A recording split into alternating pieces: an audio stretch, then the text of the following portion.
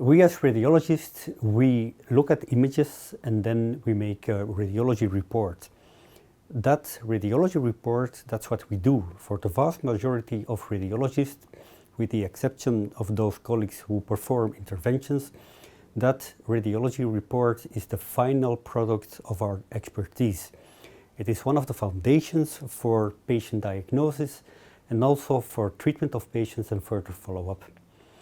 So it is very important for us that when we make a radiology report, that the information that is contained within is easily transferred to the clinician, to the surgeon, so that he or she understands perfectly what we want to say, so that he can make the best possible decision for treatment and follow-up of that specific patient.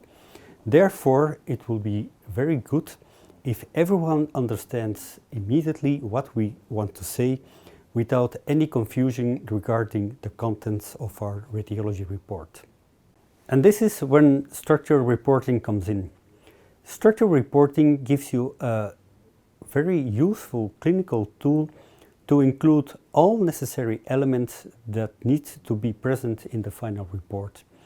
It also provides a pathway for the radiologist to follow so that he or she does not forget essential information that must be included so that the surgeon or the clinician can make a final optimal diagnosis and treatment plan.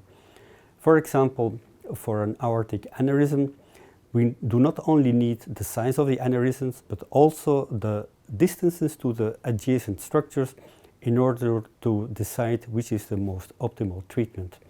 And of course, the reports generated by a structural reporting tool are also easily comparable with previous findings, given that they have the same structure of information and also an easy and understandable way of providing information and communicating to the clinician.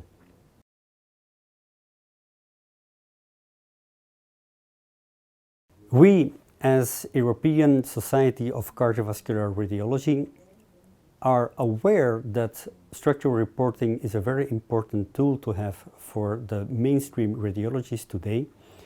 Therefore, we have a joint venture with Smart Reporting, which is a German firm and specializes in an online platform for structural reporting templates. Together with them, we have developed ESCR endorsed templates for cardiovascular pathology.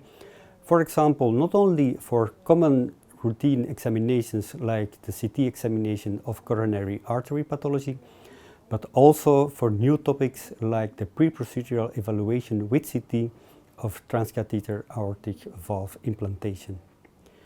We hope that this joint venture will also continue in the future successfully as we have in the past years.